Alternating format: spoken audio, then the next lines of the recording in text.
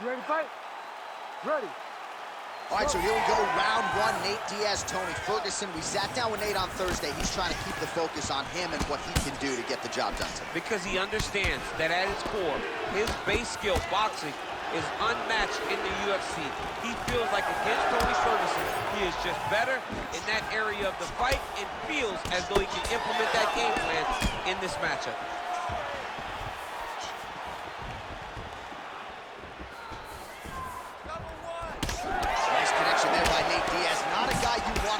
Going here on the feet, DC. No, because it's all downhill with Nate, right? It's the activity that will overwhelm his opponents, and this looks like the start of that. All right, early in the fight here, and Nate Diaz off to a pretty good start, found a home for that left hand. I mean, and it's powerful. It does not seem like Nate is throwing it hard, but he always finds his target. He's very accurate with that straight left hand, so he kind of feeds the right hand to get you moving where he wants, and then bang, he drops that straight left on you that hurts so many. Hurt Conor McGregor, and he hurt the welterweight champion, Leon Edwards, in the same way. Oh, nice. Nice.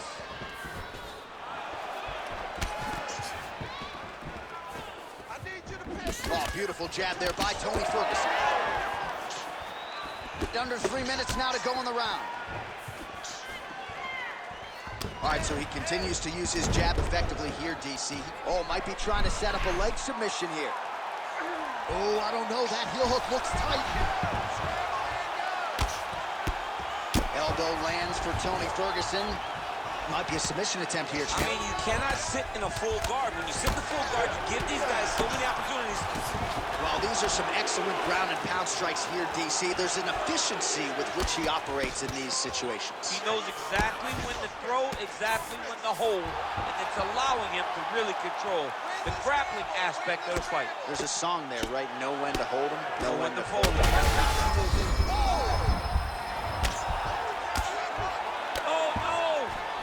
Oh, another huge ground strike landed by him there. How much more can one man take?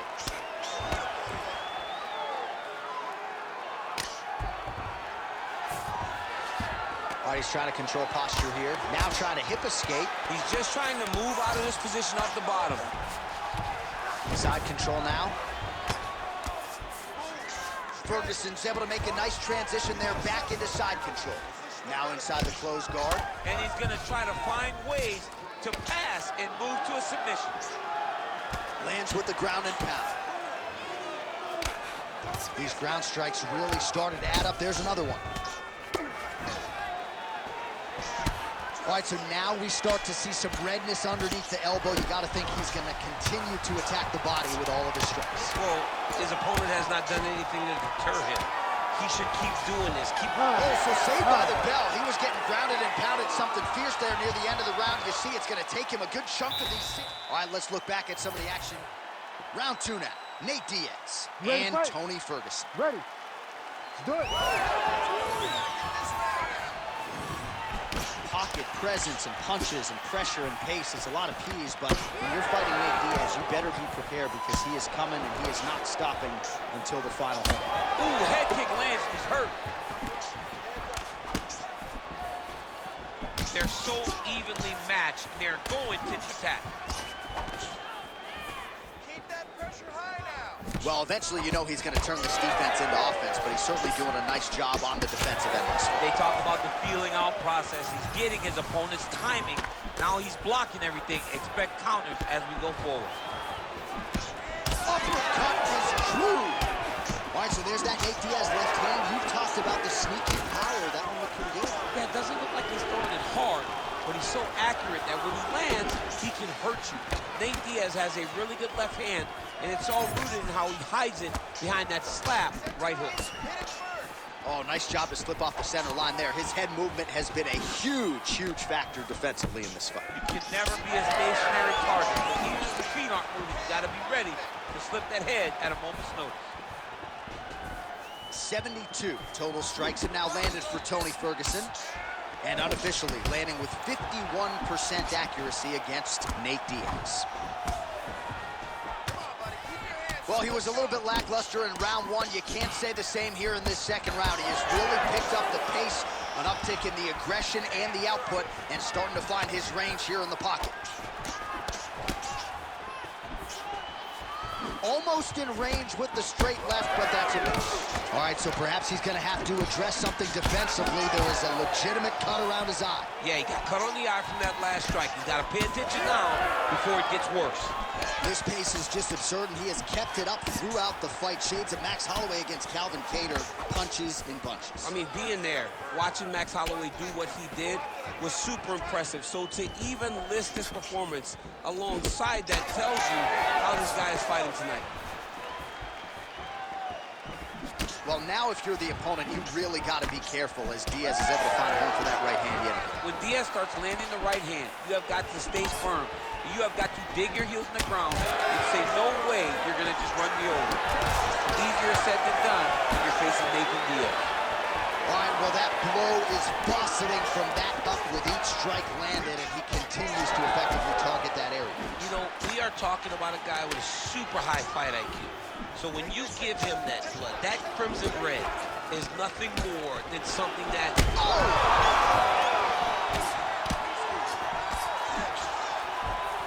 Well, one got through. That kick was blocked. 10 seconds now to go in the round. Best head you'll ever see. You don't really stand. You take a head kick like this. That is such toughness. All right, so there's the horn signal. You ready to fight? Ready. Third round underway. All right, next round is underway. You know these are two of the more conditioned fighters on the roster, so cardio...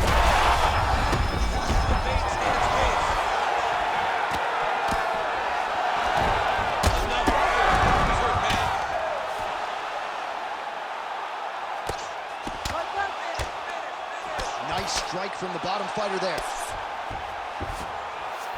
Diaz gets up, he is back on the feet. Looked like he was in a submissive state on the ground, but he worked hard there to get back to the feet. Oh, DC, would you look at this? The Imanari roll out of nowhere, and now right into a heel hook transition. His opponent has been rendered defensive here. Let's see if he can survive. Well, it's been a wild fight thus far, perhaps a contender for some bonus money at fight's end. These guys are going to have to dig deep. They're both hurt. They're both hurt. You expected it, though. You expected a close fight. You did not expect a war. Oh, he might get finished here.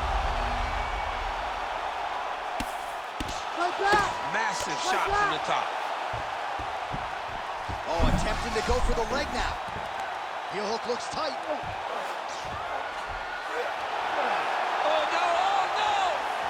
It's work. I'm going to stand this up. Oh, and he gets out. He beat the knee by creating distance. Once you free your knee from the hips, you have a chance. This man was so good at staying calm in the face of adversity.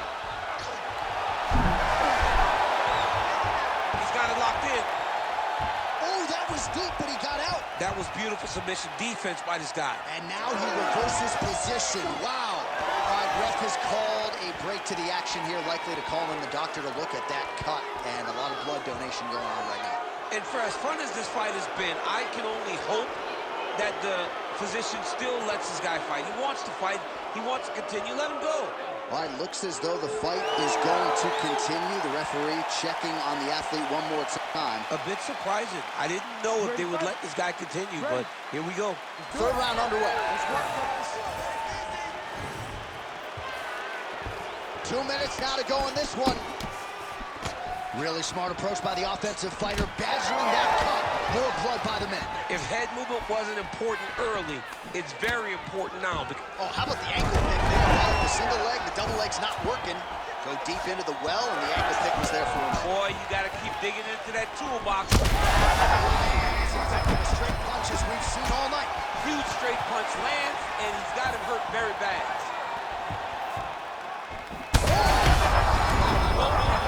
Massive shot.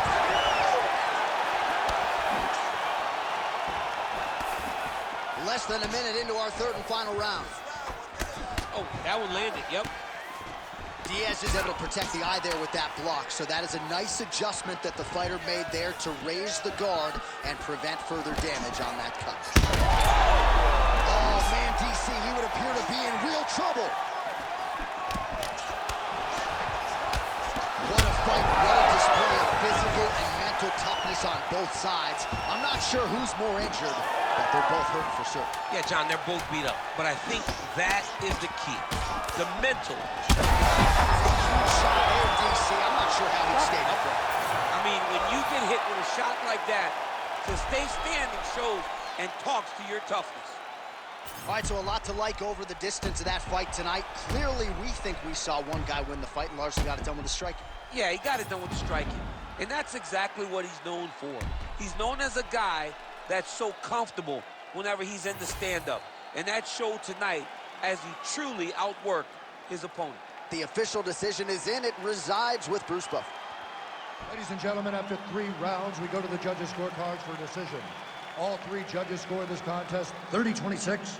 For the winner by unanimous decision, Tony El Cucuy Ferguson!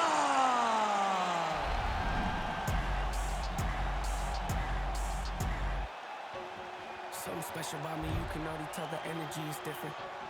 Confidence is at the highest level, I don't ever see it dipping. Try me if you want to guarantee, though you gon' wish you hadn't did it.